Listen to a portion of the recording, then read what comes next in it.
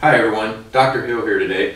I want to go over with you and help answer the question, why am I always tired? This is something that I hear quite often from a lot of patients, and I wanted to give you two of the most common examples or two of the most common reasons of why you might be dealing with fatigue. So let me start off with the first one here, and that's going to be your nutrient status. So when we look at nutrients, there's quite a few nutrients that are involved in fatigue. So let me just go through a couple of the more significant ones with you here. The first one, kind of the one that we always tend to think about in terms of energy and just kind of how we're feeling here, is going to be B12. But what's important, while B12 is important, what you need to know about that is folate is just as important. Folate and B12 have to work together. So if those two aren't working for you in combination and in synergy with each other, you're going to feel the effects of fatigue. So, you know, if you're ever thinking about energy and needing some B12, don't forget about your folate status in here too, because that's equally important in that process. These are going to help with the production of your red blood cells, and that red blood cell is what's going to help deliver oxygen to the tissues in your body. So that's a big one for you. But by no means the only nutrients that have a role here. There's quite a few more in this process. And then you've got, in that, you've got some of your other B vitamins. You've got your B1,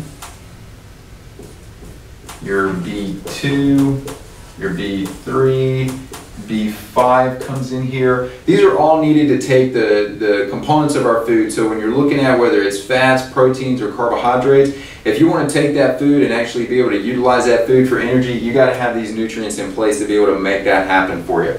So that's another one, or another group of nutrients. Then you're going to have things like your magnesium. Magnesium has a big role in here. Magnesium is actually needed to activate some of these different nutrients to make them actually active, put them in their active forms. And then probably one of the ones that we tend to think about a lot of times for cardiovascular disease, but it's directly associated with energy production. And really when you think about energy production, that happens in 3 steps, and that last step of energy production is where you're going to have the nutrient we typically call CoQ10.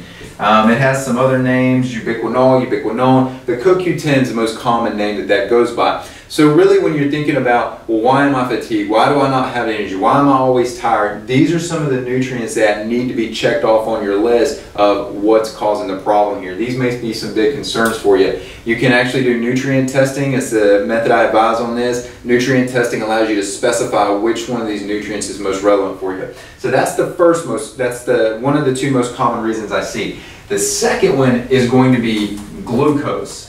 Now, when we think about glucose, we're thinking about that in terms of the carbohydrates that we eat in our diet. So there's 2 ways you can look at this.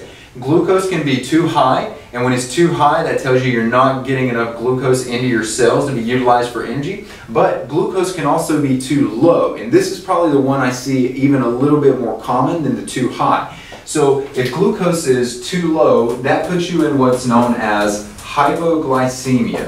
And hypoglycemia is also low blood sugar.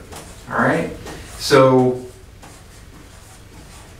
this is one of the ones that if you feel like you're getting a little fatigued in the afternoon, you don't quite have that refreshed feeling when you wake up in the morning, then this is something that might be taxing your body. So when you think about this, and even with traditional labs, this is an important point. You can't really see this real well with traditional labs unless it's to an extreme point. Most of the people that I'm going to work with on a day-to-day basis aren't at that point. So they're still feeling, you know, less than optimal energy, still feeling like they're fatigued throughout the day, not being able to get things done like they want to. And the reason is because their blood sugar levels aren't optimal.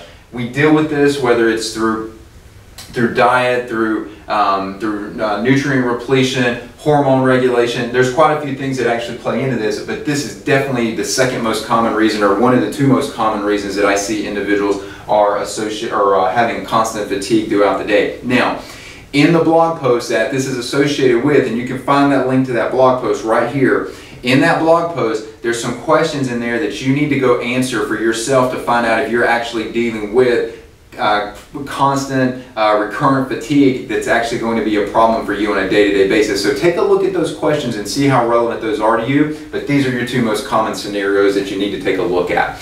Guys, thanks for listening. Dr. Arland Hill.